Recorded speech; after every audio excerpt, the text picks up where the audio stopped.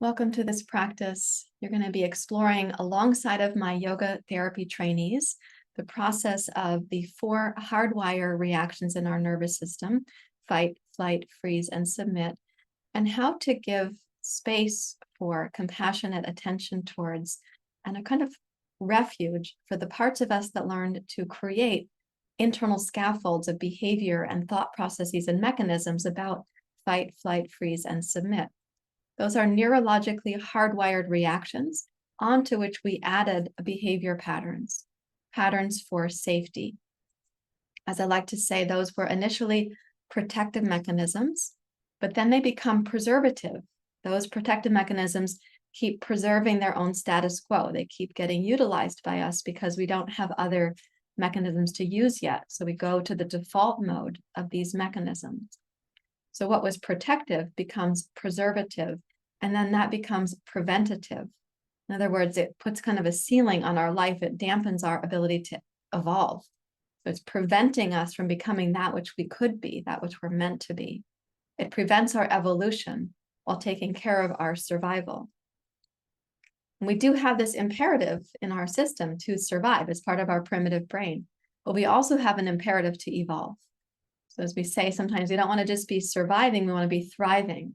Well, thriving is going to depend on overcoming some of those long-held protective mechanisms.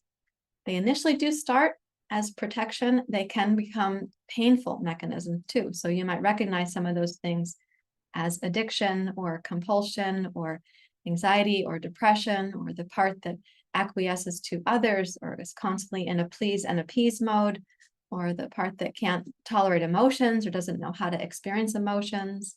So all of those things that show up in our daily adult life, they have connections back to our early implicit messages, early embodied experiences. Those embodied experiences gave us a lens on the world, a view, a perspective of what life was meant to be and how we were meant to show up.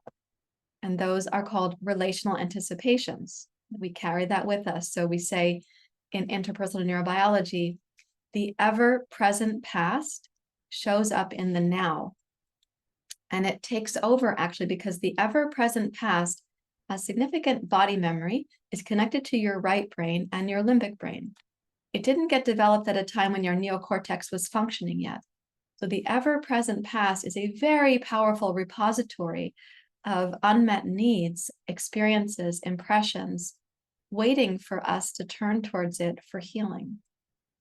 In the present moment, we can experience that ever-present past as things like urgency, frenzy, chaos, the feeling that we have to solve for something. And so what can go on is that our adult, capable, competent self is being driven by an ever-present past. And we start solving for things using our limbic brain instead of going up to the neocortex. So in this practice, you're going to experience some yoga interventions or remedies that will help to bring you and or your clients or students back into the possibility of the present moment with a nervous system that's more intact, more loving, more wise, more kind, and that can make better decisions as to how to go about navigating the day without simply succumbing to the invisible marionette strings that are pulling on behavioral tugs from the past. Okay, so I hope you find this helpful. As always, leave your questions and comments down below the video. If this kind of content is interesting to you in terms of yoga psychology or yoga therapy, please do check out the Yoga Teacher Training School.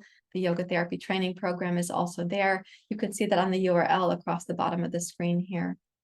And if you haven't yet subscribed to the channel, please do that too. I'd love to know that you're in the community here working on this healing, not just for yourself, but for the greater good of the society and humanity.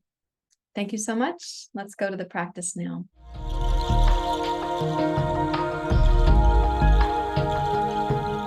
So good morning. Welcome for practice. Let's take a quiet seat to begin. You can rest your hands in your lap. You're welcome to close your eyes.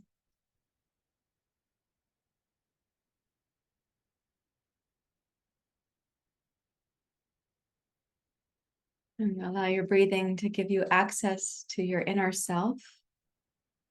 Even if right now it's like a little pinhole of light, to be connected there.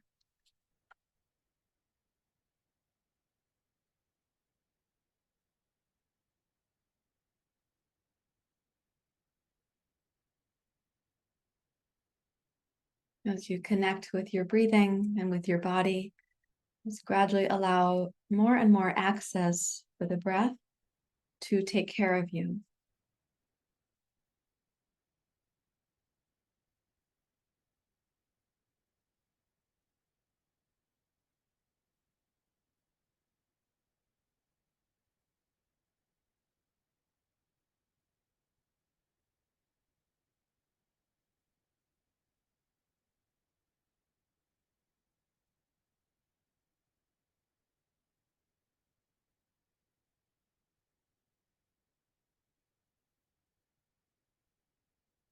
Moment to moment and breath to breath, you may be observing the arriving process, which can be a navigation between letting go of daily life tasks and responsibilities and turning into this more sacred opportunity to connect with and to understand yourself.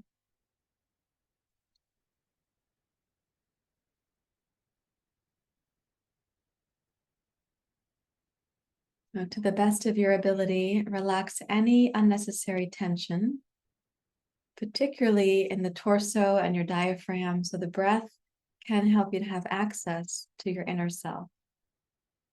You may also want to release habitual places of tension, such as between the eyebrows, at the corners of the eyes, at the hinge of your jaw, in your tongue and throat region,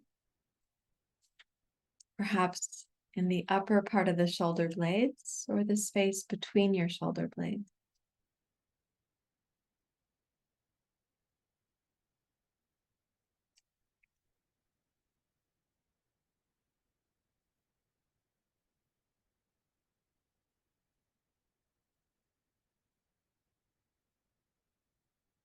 As you're making your effort here, breath to breath, give yourself the chance to notice both the challenges or the struggle to become present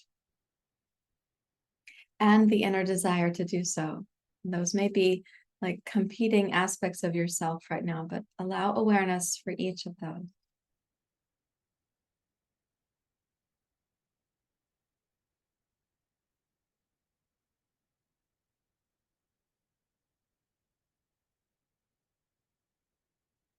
And then gently increase the length of your inhalation and the length of your exhalation. You start to take this little bit of inner leadership, and during practice, we want to have access to the part of us that is on a healing journey without dismissing or exiling the part of us that might feel challenged or have difficulty in arriving right now. So there's no part of us that is a nuisance or an annoyance. There's nothing right now that we're setting out into the backyard or the corner of the bedroom. There's nothing that we're quote unquote getting rid of, but we are going to increase access. Lengthen the inhale, lengthen the exhale to increase access to that in you, which wants to be on a healing path and a healing journey.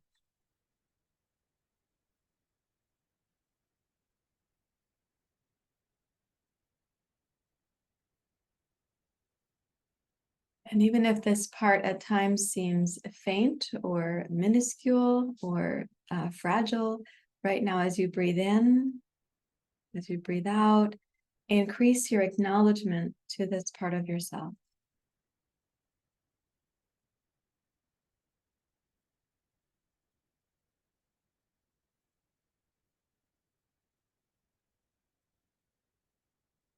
And as you're acknowledging this, let it also be acknowledged by me. If we were sitting in the same room, you'd feel that more palpably, but certainly I also acknowledge the part of you that wants to be on this healing path and using this practice to help yourself. And you can also imagine it being acknowledged by the countless others who too share this intention, this deep desire for healing.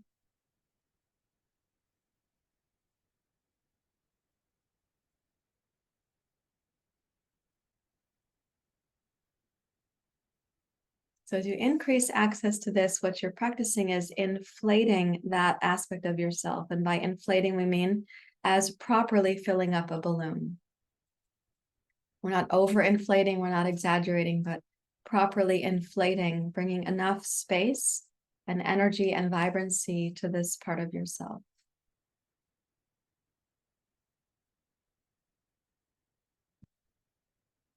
This part is inherently curious and courageous and has a strong intention.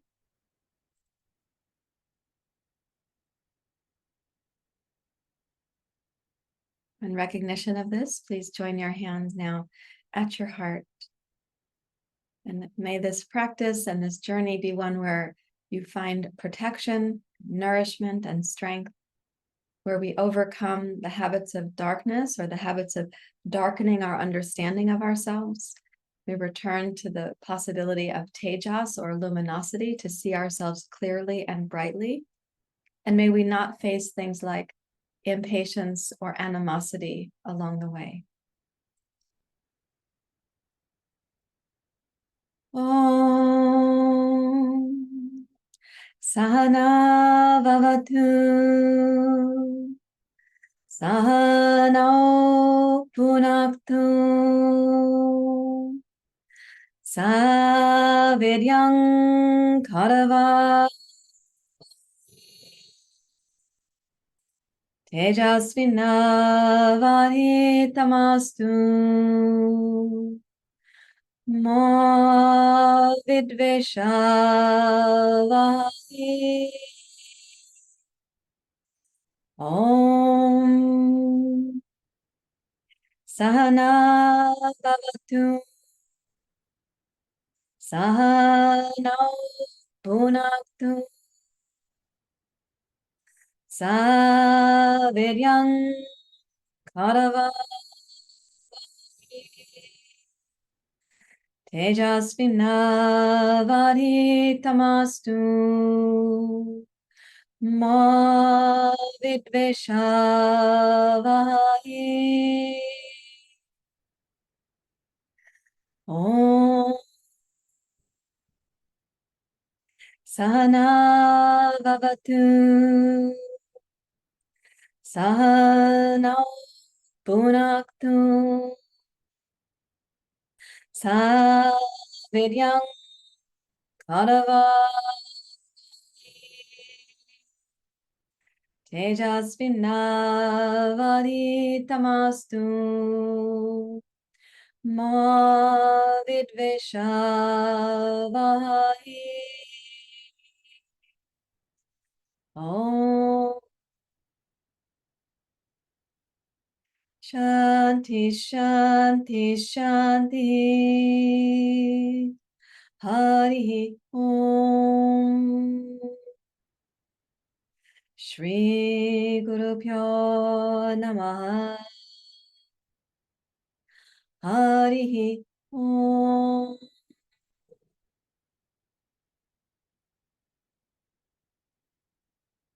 With your exhale, you may bow your head to your heart. Release your hands and open your eyes. So in understanding the parts of us that have the inclination to default into less than helpful practices, behaviors, and patterns, we can look at it through the lens of the nervous system. We have a part that goes to fight, flight, freeze, submit. So of course you have more parts than this, but there are 4 hardwired neurological reactions that we may fall into. Fight or flight both pick up on our sympathetic nervous system arousal. Freeze and submit both utilize our parasympathetic ability to suppress or to oppress our system, to submit, collapse, or deflate ourselves. So fight and flight are more upward and outward. Though there can be an internal experience of fight and an internal experience of flight. Freeze and submit are more deregulating, down pressuring. So the whole system is going down, down, down like that. We become frozen or immobilized and also deflated or collapsed, past immobilization to a place of like internal vacancy or numbness. So those are 4 options in the nervous system. Of course, there's also this beautiful opportunity to heal from those things. These are not simply hardwired, where we end up succumbing day after day, moment to moment, we can rise out of those patterns. And yoga is a great way to do that, particularly utilizing the breath and the body to help overcome these long-standing patterns that have become reflexive and robotic, where the body and the mind, they could do it in their sleep. So yoga is the practice of waking up from that kind of trance-like ongoing submission to these patterns. So I'd like to address each of the patterns in sequence. And so I have a little list that I've made for myself so I can stay on track with you. In looking at each pattern, understand that it has a purpose. Before we try to remedy it, let's understand that there has been a purposeful effort in your system for safety. So each of these patterns has been designed for safety, both in the neurological system of the human organism and other organisms on the planet that also use fight, flight, freeze, and submit. It is designed for safety and protection. So at some level, our neurological system had to make a decision biasing survival and safety. And so if you have a long-standing pattern in your life using these particular fight, flight, freeze, submit, and you find that now it's no longer producing safety the way that it once did, it's no longer so protective, now it's preventative. It's like you cannot move your life forward because of it. So it's preventing that which you want to become or move towards. If that has occurred, then we need some remedies for that.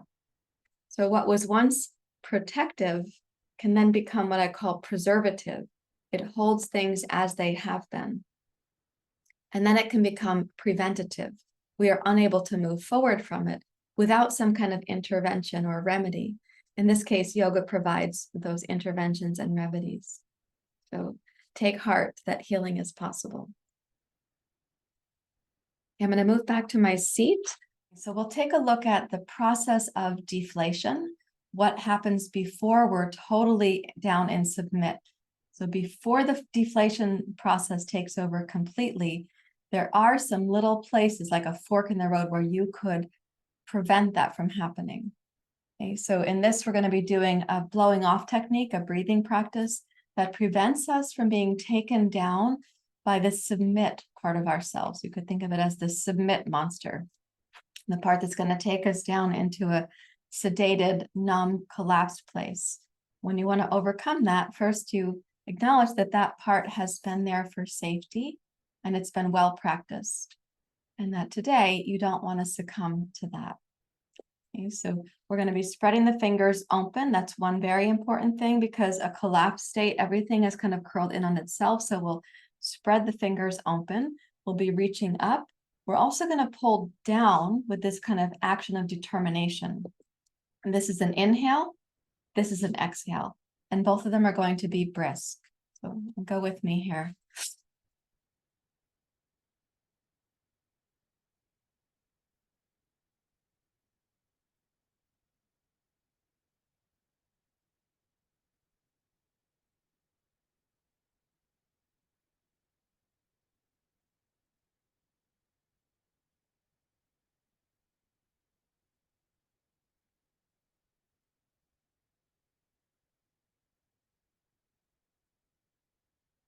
Five, four, three, two, one. Now inhale, reach up.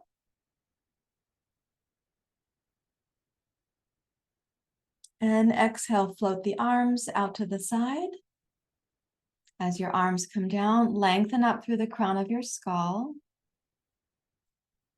And practice not giving up on yourself, not going to deflate mode.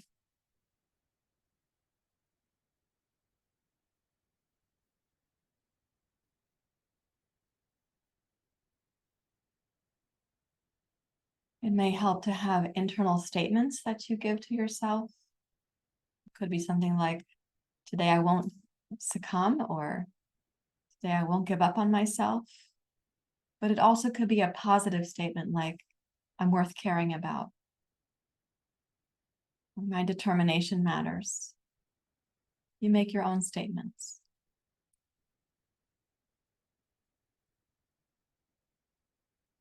And we're going to repeat that activity. Going up with the inhale, pulling down with the exhale. This is a sense of like some strength on board, right? So begin when you're ready.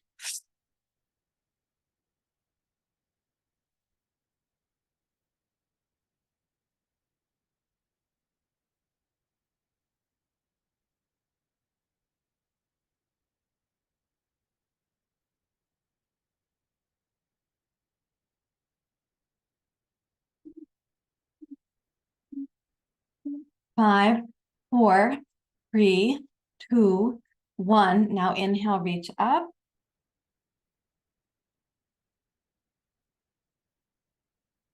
Exhale, float the arms out to the side. Lengthen up through your spine and the crown of your skull so that when your hands rest on your lap, there is an internal sense of rising while also having a sense of dropping into the present moment.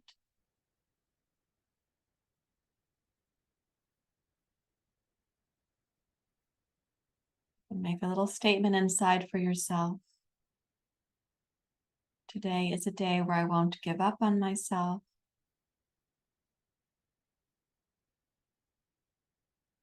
Where I can focus on my intentions. Sometimes it has to be even smaller. You might even say, I can keep small commitments to myself. I'm worth that.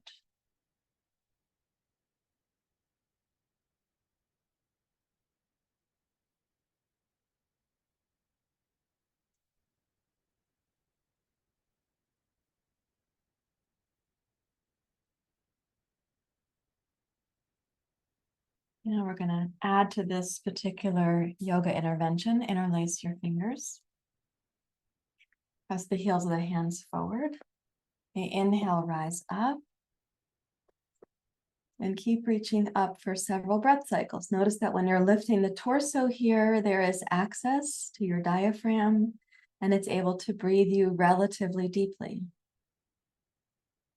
And by deep, I don't mean the quantity of the breath, but rather the geography of the breath.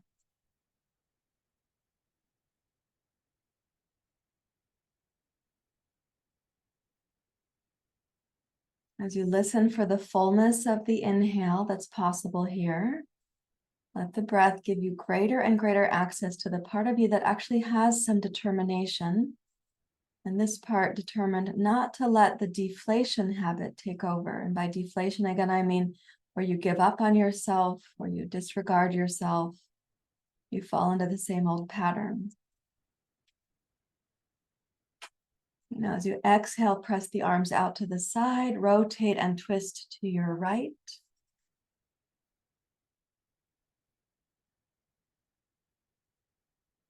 And then as you exhale, interlace your fingers, come back to center. Inhale, rise up.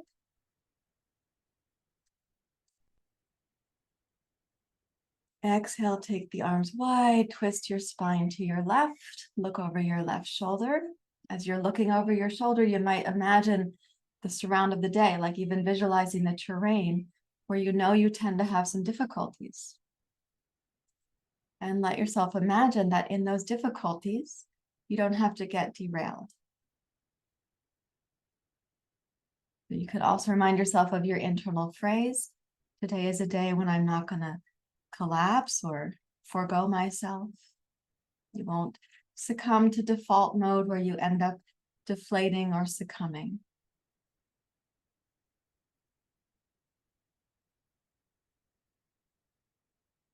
And then exhale, come back to center, interlace your fingers, inhale, reach up.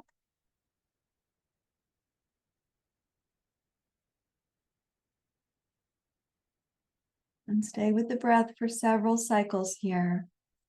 It's like you're inflating, let's say, a balloon properly inflated. So it's not overinflated. With this inner sense of courage or commitment or determination, whatever word is suited for you. And all the while, one thing you are saying to yourself is that you matter to yourself. You matter, your health matters, your choices matter. As you next exhale, press out, clear out the psychic space around you, and then return your hands to your heart. Acknowledge yourself.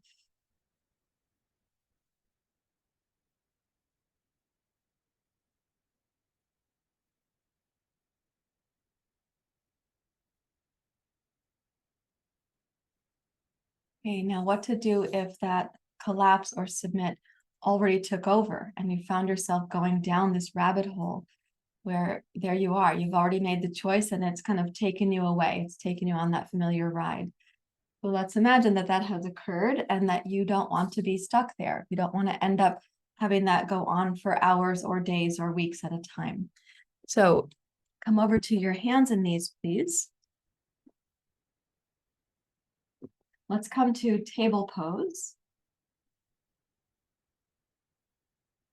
And then from table pose, step your right hand well out in front of you.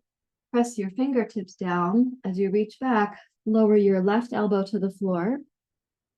Relax the weight of your head.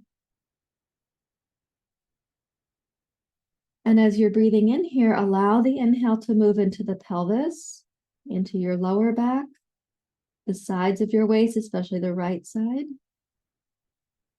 And if possible, bring some of the breath up into your heart.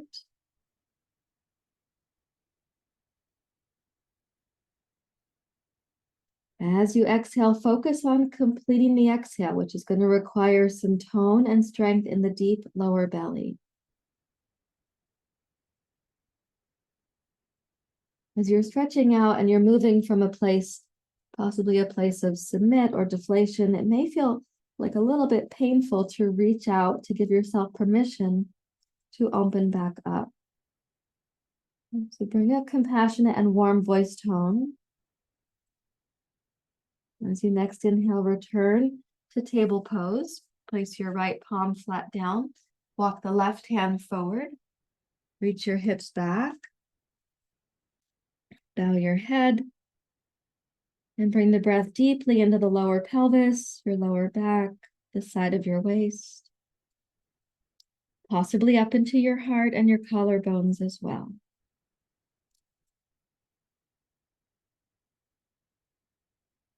Welcome yourself to receive the breath, even if opening from a place of submit to a place of possibility feels painful or tender. Remind yourself that you're worth it and that your body knows how to shift out of a submit state back into a state of grounding or centering.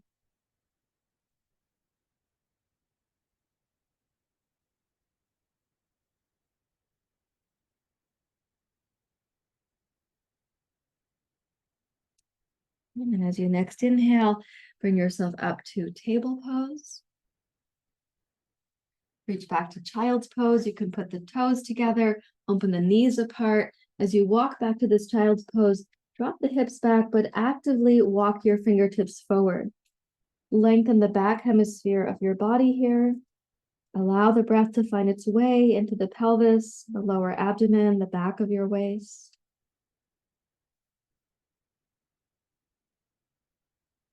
So in the low part of the torso, in the pelvic region, and the abdominal region, we have our dorsal vagal reflexes. And the gut-brain axis, as you breathe into the lower belly, you are giving a message from the gut back up to the brain. And this message is one of willingness to not stay in a submit mode, but rather willingness to participate with your body's intelligence or your inner desire for healing or wholeness. But keeping the arms active, take another inhale into the lower belly and the back of the waist. And then exhale and come up into table pose with tone in the lower belly. Now inhale, press into cat pose.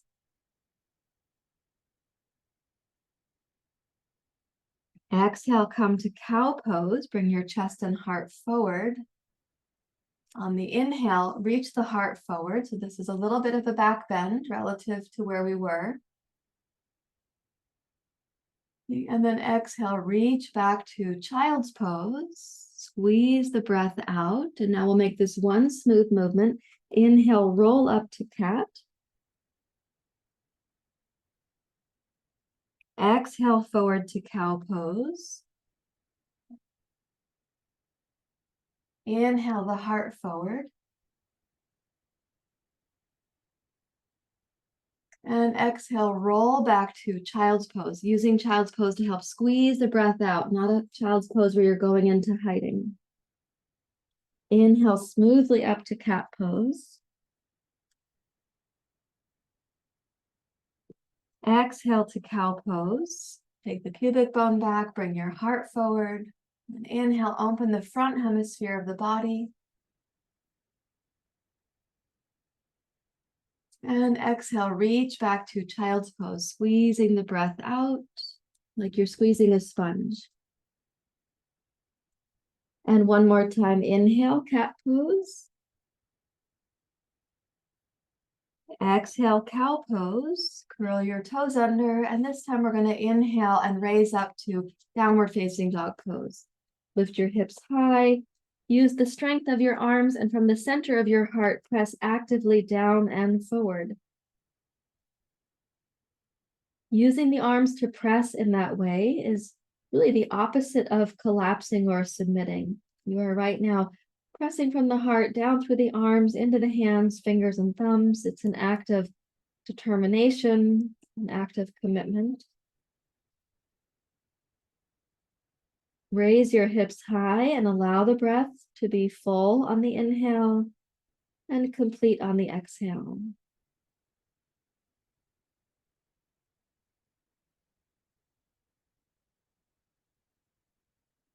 And then exhale and touch your knees down to the floor and come to sit in Vajrasana, which is a kneeling position. So you also could change that to a sitting position or make it somehow more comfortable for your knees if needed.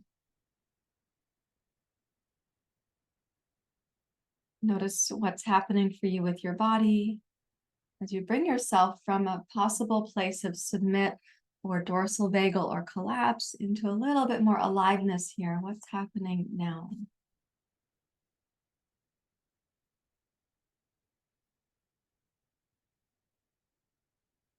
And what kind of internal phrase would feel meaningful to you? Something like, my needs matter, or I'm on my own team, or I'm here for myself.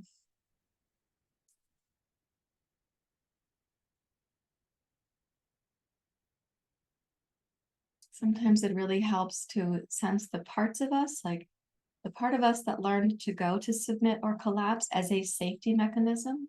You might now want to say to that part, like, I'm here for you, which means that larger love or wisdom, clarity that you actually have access to. I'm here for you, this vulnerable part that learned how to submit or collapse. That can also be a meaningful way to give yourself a little phrase inside.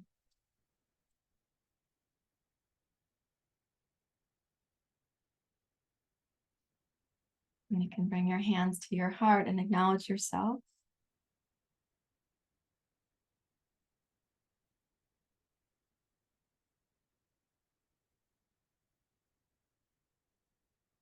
Okay, I'd like to address the part of us that goes to fight, and it's a specific kind of manifestation of the fight reflex.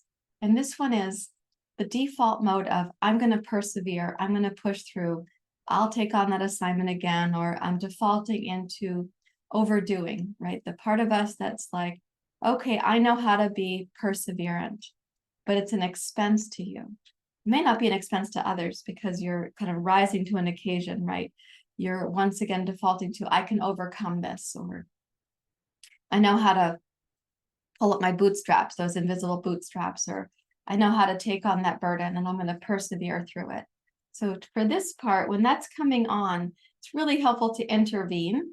And you probably have quite a bit of energy on board when that is coming. You know, as I said in a different setting yesterday in a training program, I was saying, you know, it's the part of you that has wisely decided to leave the office on time, and you are, you know, got your briefcase or whatever you're carrying and you're going out the door, but somebody needs something and you're like, okay, yeah, I can help one more time. I can do one more thing. Or it's the part where you wake up in the morning, you have a full schedule. It's really not attuned to your health or your life, but you're like, I could do it. I can do it again. I'm going to push through. I'm going to push through because my holiday's coming. And sometimes that pushing through, if you recognize it as a long-term pattern, a part of you designed for safety, it's going to be helpful to loosen that pattern a bit, get to know it, and start making some updates or some changes. So let's pretend that part has come on board and you don't want to be the perseverant, overdoing version of yourself. So take a stance in jazz dance warm-up pose, please, like this.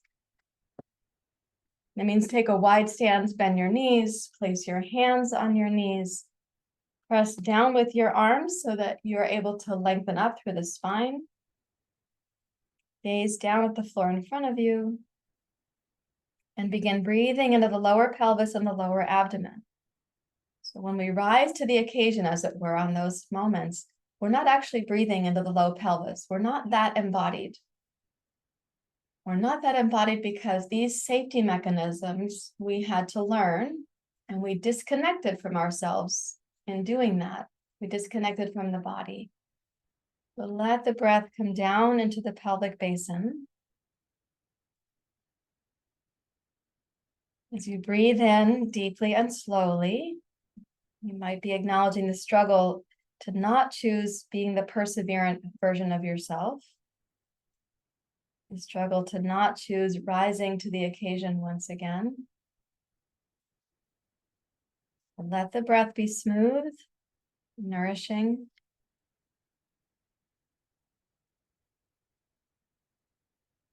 Bring yourself here into the present moment. Connect to the deepest knowing in yourself that wants to be on a healing journey and not simply like a marionette succumbing to all the invisible tugs, the implicit messages.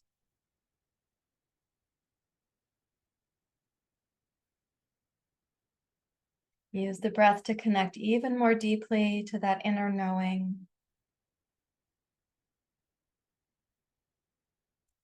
As you next inhale, raise your torso and start relying less on your arms and hands. Inhale the arms forward, clasp your fingers. And inhale, reach up. So this is a kind of determination not to engage in an old pattern that has been helpful and has probably served yourself and others. This is a determination to matter more deeply than the pattern. Inhale, rise up. Make your feet parallel. Exhale, press the arms out to the side as you come down. Reach back to interlace your fingers at the small of your back. Roll the shoulders open. Squeeze the upper back and the space between the shoulder blades. Lengthen your neck so the shoulder blades slide up towards your hips. Energize your legs. Allow for a deep breath in and try to see yourself in a little movie. You are in process of not choosing that overly perseverant or determined aspect of yourself.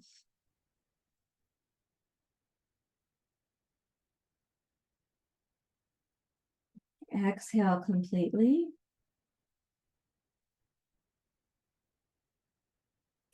And then inhale, reach your heart forward, rise up to standing. And exhale, release the clasp of your hand. And let's go heel toe into mountain pose.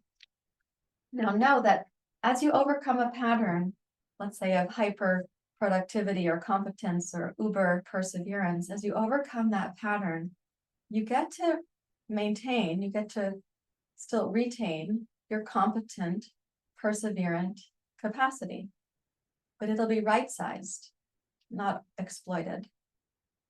So come to mountain pose and imagine yourself with a right-sized effort, an appropriate amount of perseverance, not a rugged determination where you've scraped your knuckles and you're all bruised up. Just an appropriate amount of persevering applied in the right circumstance at the right time. Not overused and exploited.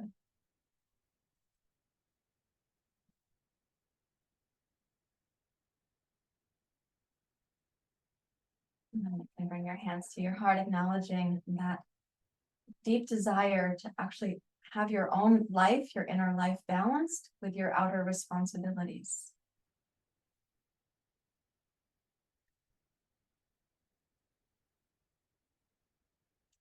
Okay, now there's a part of the fight reflex that goes into what I call the uber punitive, hypercritical, shaming aspect of who we are.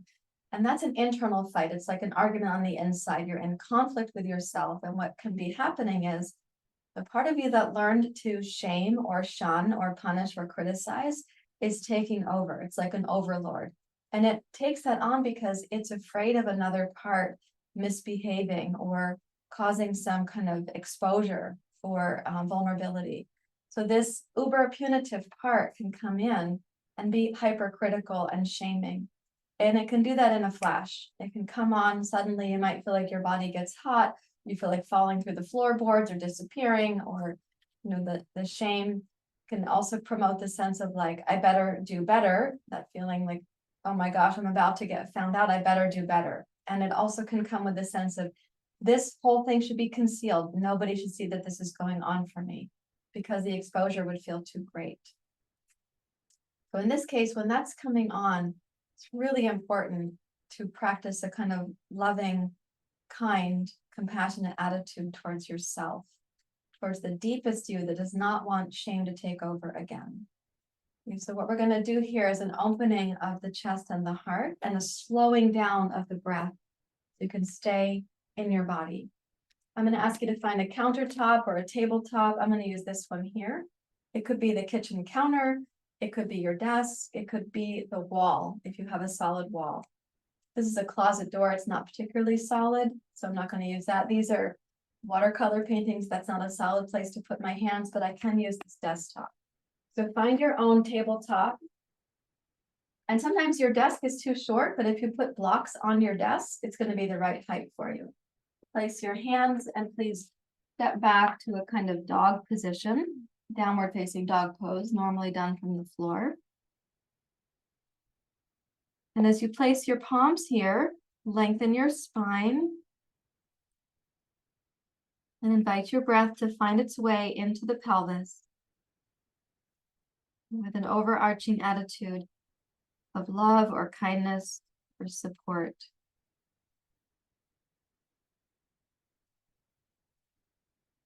You're inviting that shaming voice not to have so much power right now.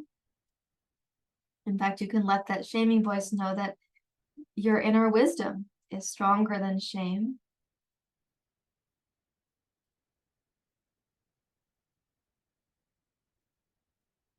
As the breath comes in, start acknowledging also the vulnerable part of you that shame was trying to protect. And I know that can sound ironic and bizarre, but the shaming voice comes up as a protector,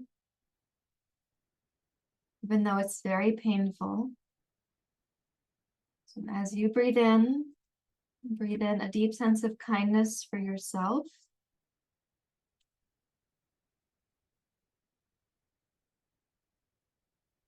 Providing safety to the part of you that is vulnerable. And letting shame see you, taking some inner leadership here for kindness, or acknowledgement, or love, or support.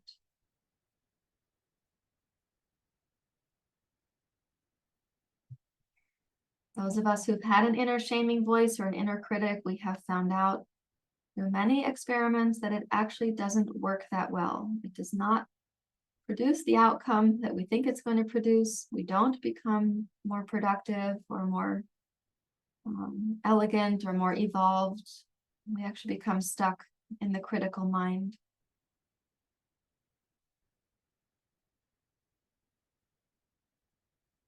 And so now press down against your palms on the desk or the desktop or the counter and walk forward. Let go.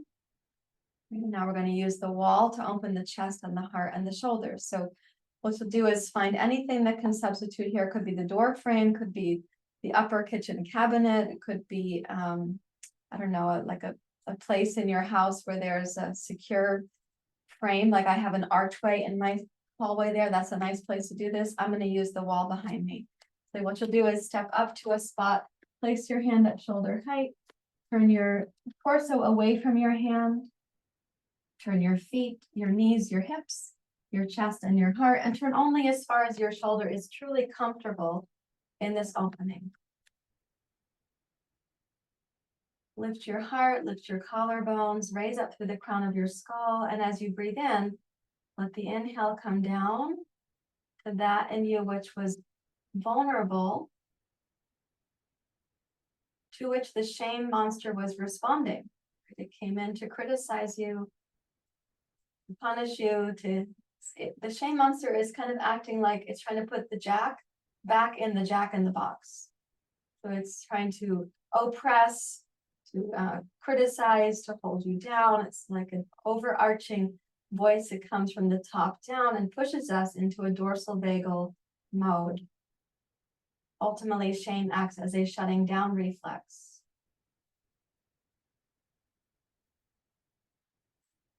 As you're breathing in, try to bring this breath of kindness and acknowledgement into the lower pelvis.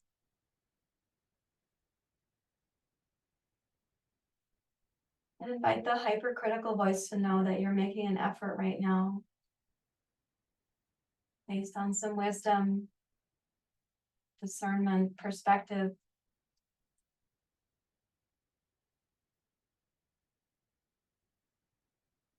And then as you exhale, start rotating back towards the wall.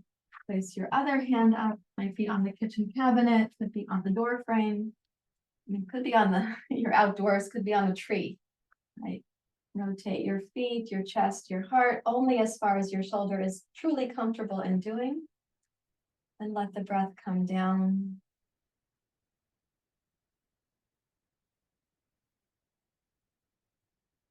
And remind yourself again that the instinct for the inner critic and or shame, those are both safety mechanisms, even though they're quite painful. And so you want those parts of you to see yourself right now taking this leadership moment, this acts of kindness towards yourself.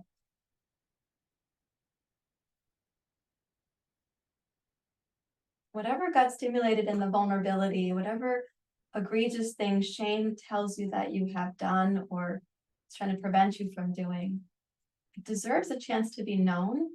We can't know it if shame takes over the system. We end up collapsing and everything basically goes dull and dark.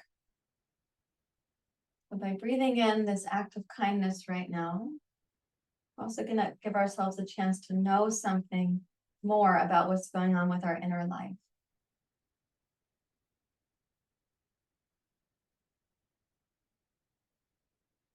So as you next exhale, turn towards your arm that's on the wall, let that come down.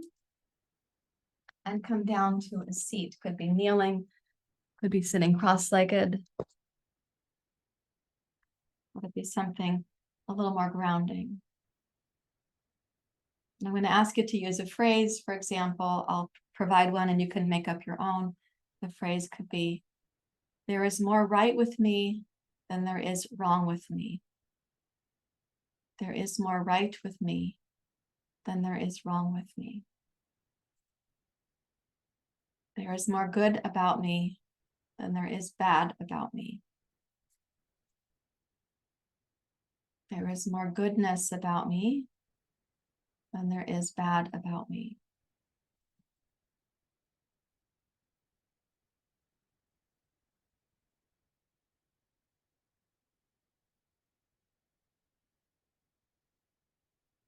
This kind of phrase, you're letting that inner critic know.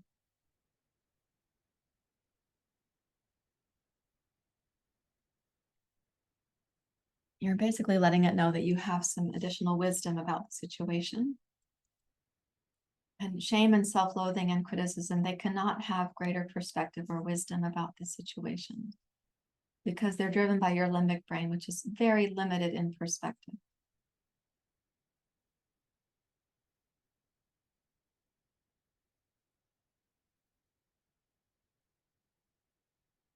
Bring your hands to your heart. Thank yourself for the efforts there.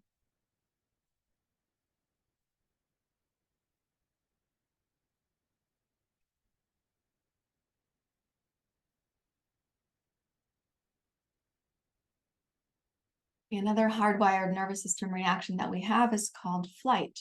And that's when we take flight from ourselves. So we take flight from somebody else. We get away from a circumstance.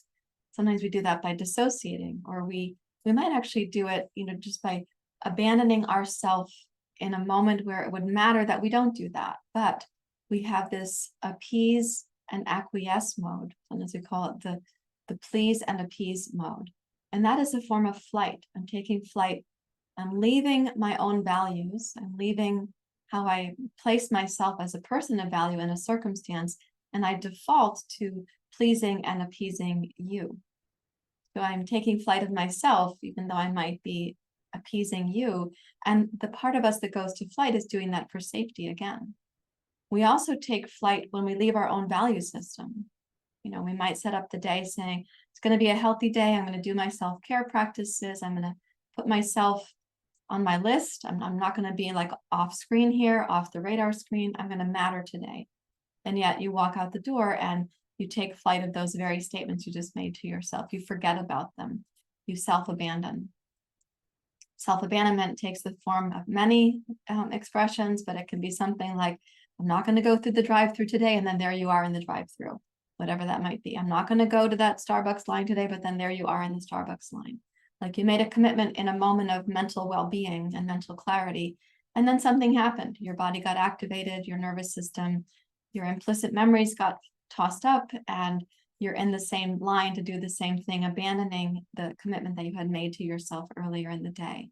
So it can be a self-abandonment. It can also be a please and appease to somebody else. We give up on ourselves to please and appease because we might be avoiding a conflict that we don't know how to solve. So these are safety mechanisms, and we want to acknowledge that that's why they're there. And we also want to overcome them, because what has been there to provide protection becomes, again, preservative, preserves the status quo. Then it becomes preventative. We can't move forward in our life. So let's picture that you got into one of those kind of moments of awareness. Oh, I'm about to self-abandon. I'm about to take that experience again. And you don't want to do it. You don't want to take flight. You want to stay in your value system, in your sense of center. Take a wide stance. And I don't think you can do this right in front of the boss, right? And you're going to do it before you get in the car to go to the drive-through, or before you're walking into Starbucks, like, oh, no, I'm not going to do that. If that was one of the commitments you made to yourself, was like less caffeine or less commercialized beverages or something, whatever it was for you. Okay, a wide stance. Take the arms out to the side. Now imagine the breath filling up the entire circumference of this space. What you're saying to yourself is, my values matter and I matter. You're not going to go invisible or dissociate, or go invisible means pleasing and appeasing others, but inside there you become a shell of yourself. You just become the appeaser part of you. It's kind of like acquiescing. Just become the acquiescing part of yourself. Right now, breathe in to the whole circumference of who you are and that space that you get to occupy. Turn your right foot out. And exhale, come into warrior two to your right, gaze to your right.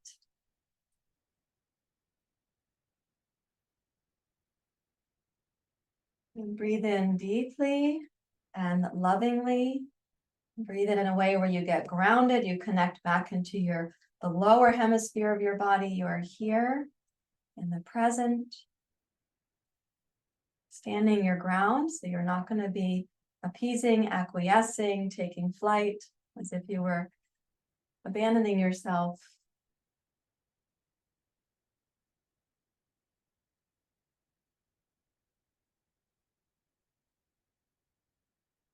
With your next inhale, rise up to center, hands to the heart. Turn your right foot in, turn the left foot out. Inhale again, try it on, expanding out into the space you get to occupy. And holding on to your own inner value system, come down to your left into warrior two. Gaze over your left fingers.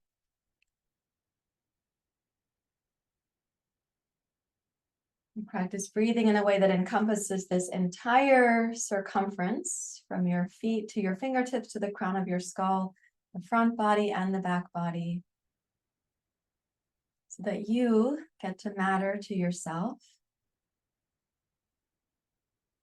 All the while, let that part of you that knows how to appease, how to acquiesce, how to please, how to maintain safety, let it know that you're not disregarding the need for safety, but you're trying to bring greater wisdom and perspective in right now.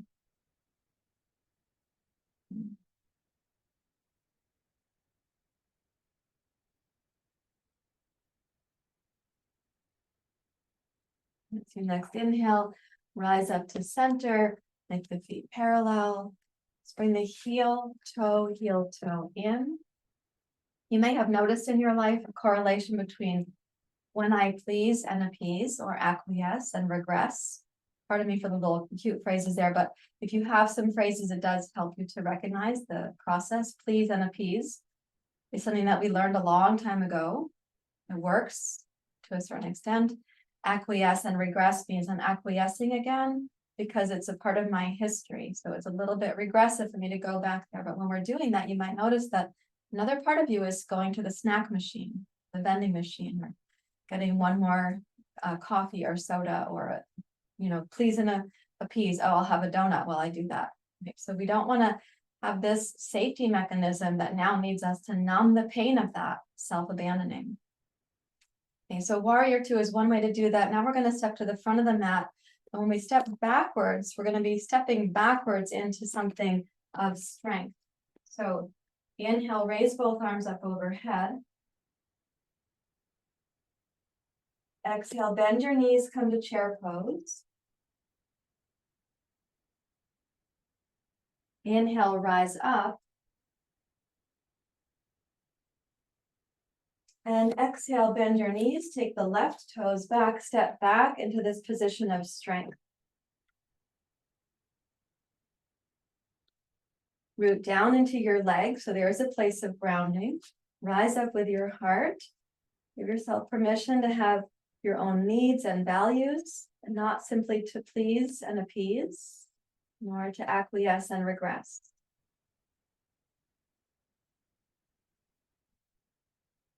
Now, in a moment, when we go forward to stand up, there's going to be a strong inhale and a strong exhale. So let's breathe in deeply, and on the exhale, step forward and pull the arms down. So like you arrive in this place of solid strength. And then inhale, sweep the arms up. Exhale, bend your knees, come to chair pose. Inhale, rise up. Exhale, bend the knees, take your right toes back.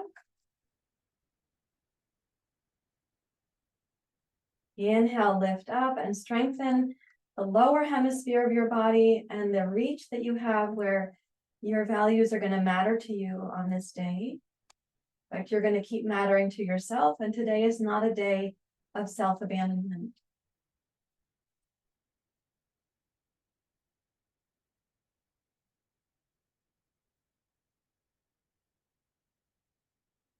Okay, now we're going to inhale, strong breath in. And then exhale, step forward, pull the arms down, and take your stance. Momentarily close your eyes in mountain pose. And listen for that inner feeling of grounding and assuredness. You don't have to self-abandon and then have to self-sedate later.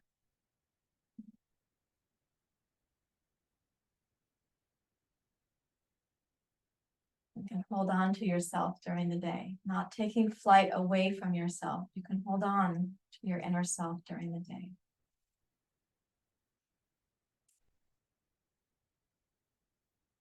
Bring your hands to your heart and appreciate yourself once again.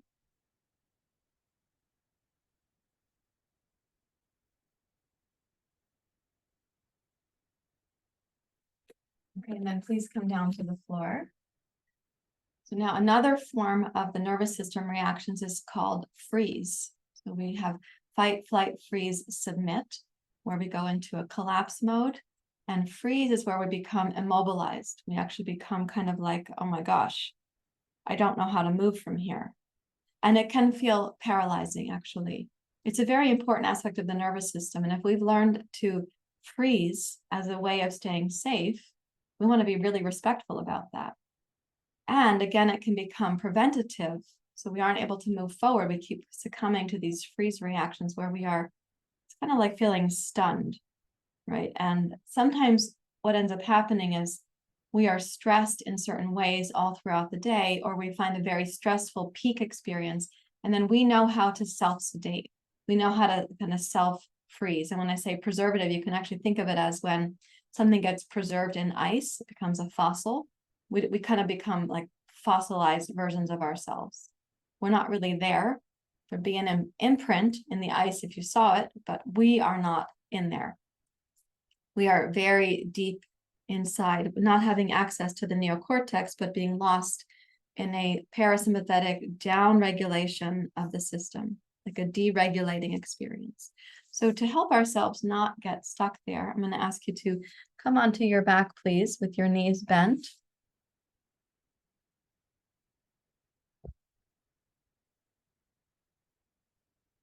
And then let's bring the knees into the chest. You can hold behind each of the kneecaps. Feel free to clasp the hands if it makes it easier to hold.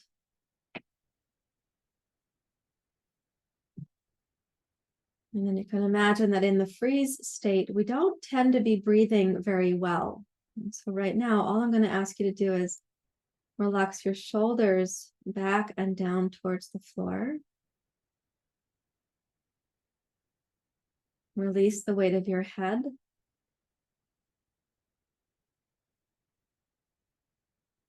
Begin to picture the back hemisphere of your body melting a little bit, releasing tension. You can imagine that like when there's a tiny pat of butter in a slightly warmed pan, that the butter begins to melt, and we're inviting unnecessary tension to melt away.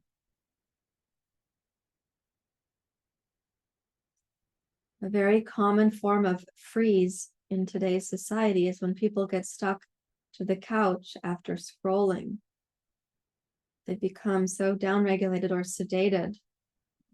The levels of dopamine and serotonin have dropped, and the person is sort of frozen there, stuck, a little bit fossilized. So right now, imagine that you've come from something like that, perhaps, and you're resting, knees to chest. Allow the breath to return.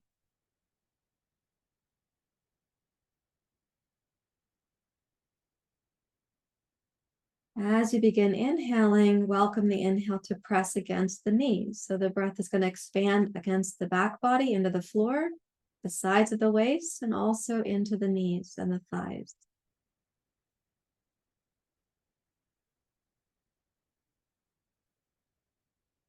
Exhale completely. And inhale slowly.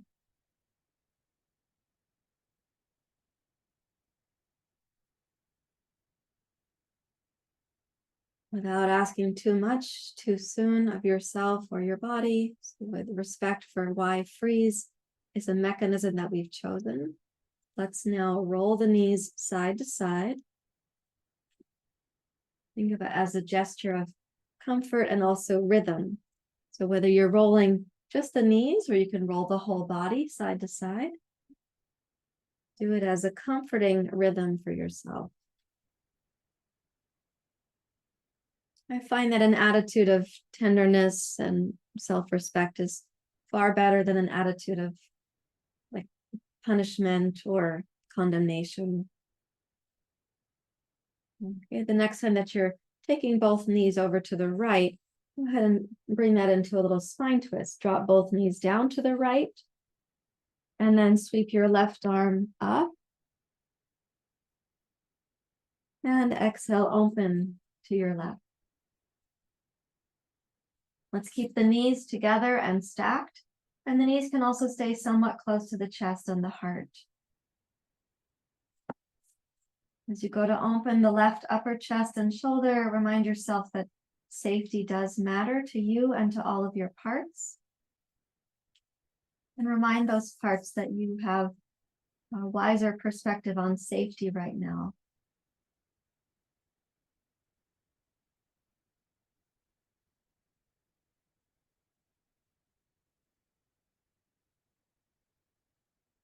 And looking at the safety of really being connected to our indwelling self, inner resources, inner intelligence.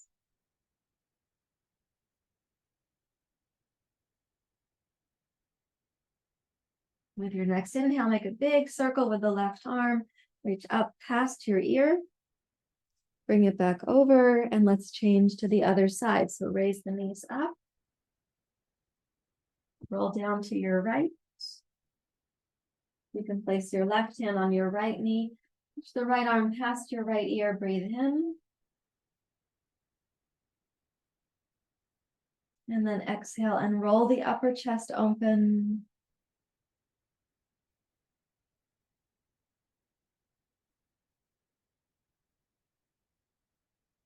As you reach out to your right here, allow the breath to come down into the lower abdomen.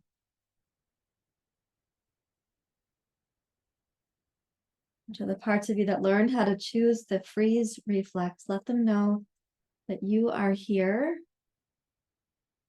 guiding the breath, guiding the practice, taking care of your body.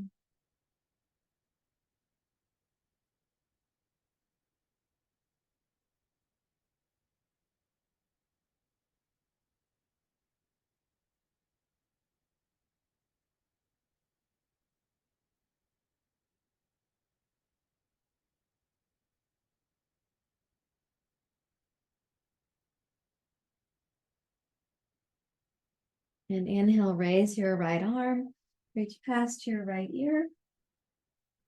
Bring it back over to the knees, and then rolling onto your back.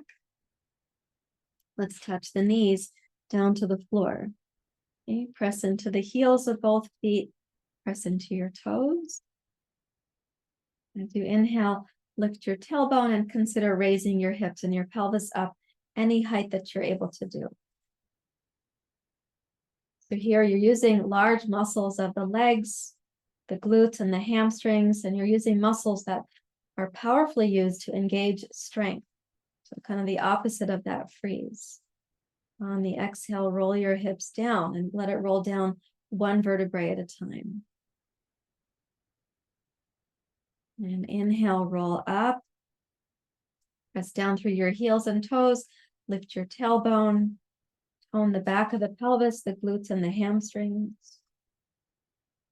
And exhale, roll down, folding the floating ribs in and knit the abdomen in towards a sense of strength.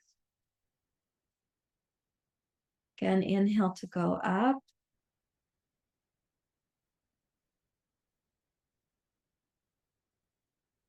And exhale to roll down. If you've been in a freeze state, it might feel like it takes a while for this to be comfortable. Let's do one more time. Inhale to go up. And this time, see if you can stay up. You may even be able to add the shoulders. Tuck one shoulder under and then the other. Press your upper arms firmly down. Press down with your elbows and perhaps also with the palms of your hands. Allow yourself to breathe in. This is called bridge pose or Setu Bandhasana in Sanskrit.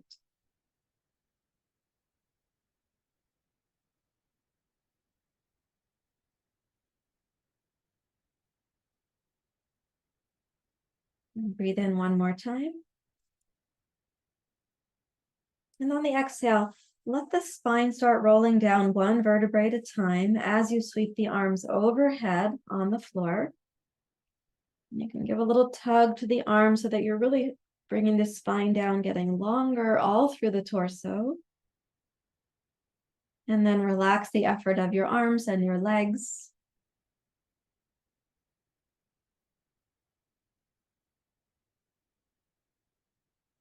And breathe in and notice any greater access you now have to the abdominal breath, to having come back home, as it were.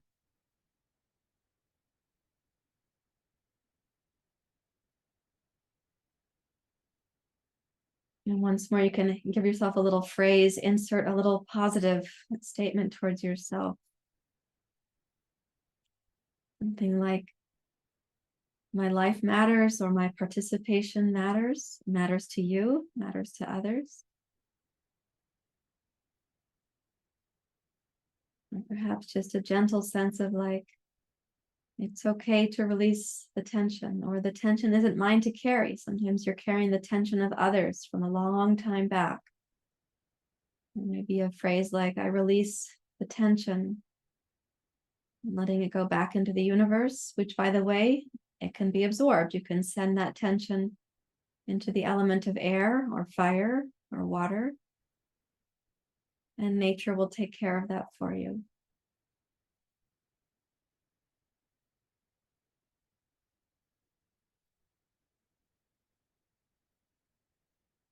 Okay, and let's come to Shavasana for those of us who are in class this morning. Cover up where you like. Just take a few minutes of resting in Shavasana.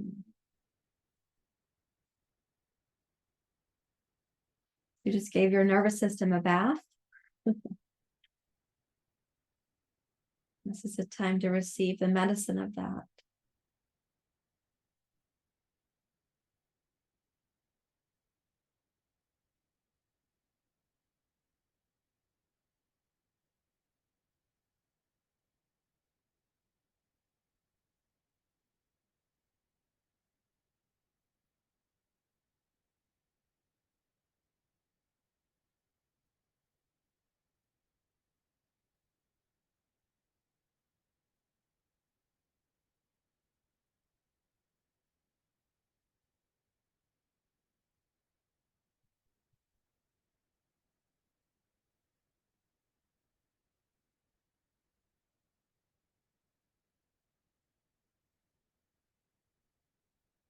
Allow yourself to be breathed by the body and the breath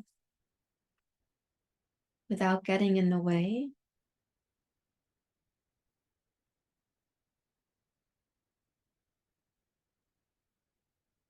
Deeply relax. You can imagine that even long-held patterns are evaporating right now. The parts of you that learned to create safety can see that you have a new access to a deeper safety.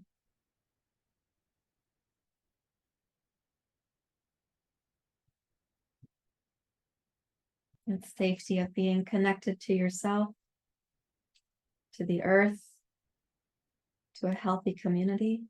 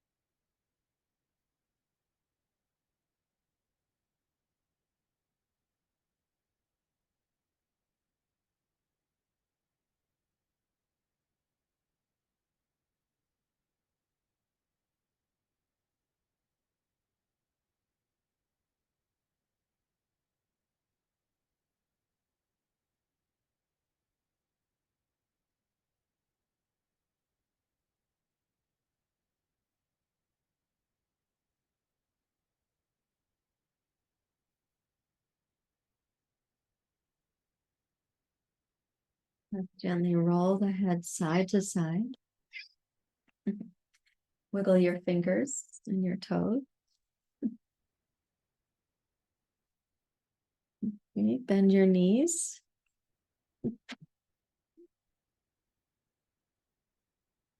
Please roll to your side. Return to sitting.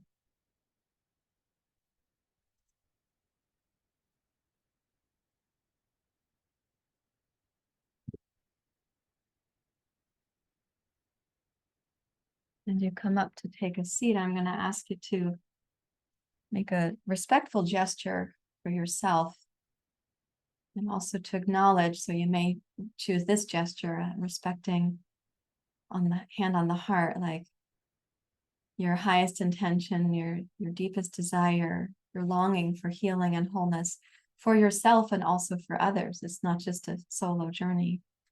And then also acknowledge parts of you that learned to create patterns of safety, whether that was through fight, flight, freeze, submit, please and appease, acquiesce and regress, self-abandonment, all those things, to acknowledge the parts of you that needed to create that safety. They were carrying some vulnerability for a long time.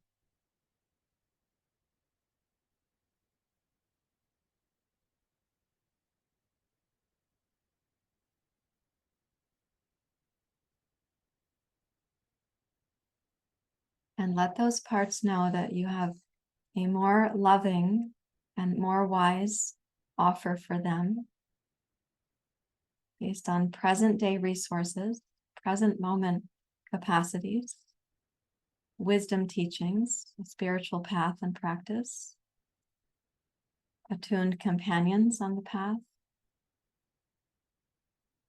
and your own inner loving witness available to these parts of you.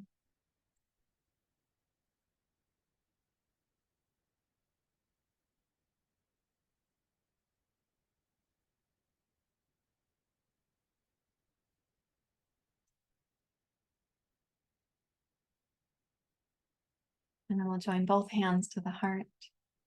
And thank you so much for sharing your practice this morning. Namaste.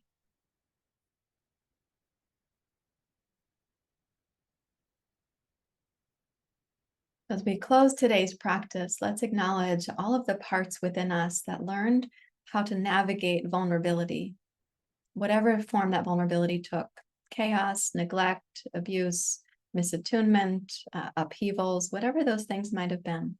Acknowledging those parts that learned to navigate vulnerability by creating safety mechanisms, survival strategies.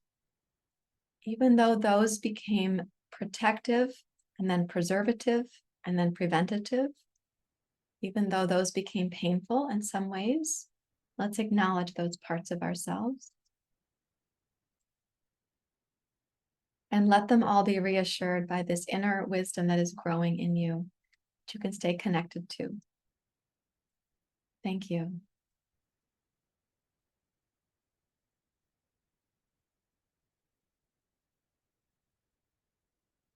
Thank you very much for sharing your practice with me and with this community, this training community. I hope you found this to be informative and meaningful. Of course, if you have questions or comments, you can leave those down below the video. We look forward to your input about your experience. And also don't forget that we do have a yoga teacher training school and a yoga therapy training school. You can learn more about that at this URL here along the bottom of the screen. And please subscribe to the channel. It's affirmative for us that this content is helpful to you, and we'll keep creating more content for you and for the community. If this was a particularly helpful practice for you, please click the like button. I'd like to hear that feedback from you. Thank you so much. See you next time.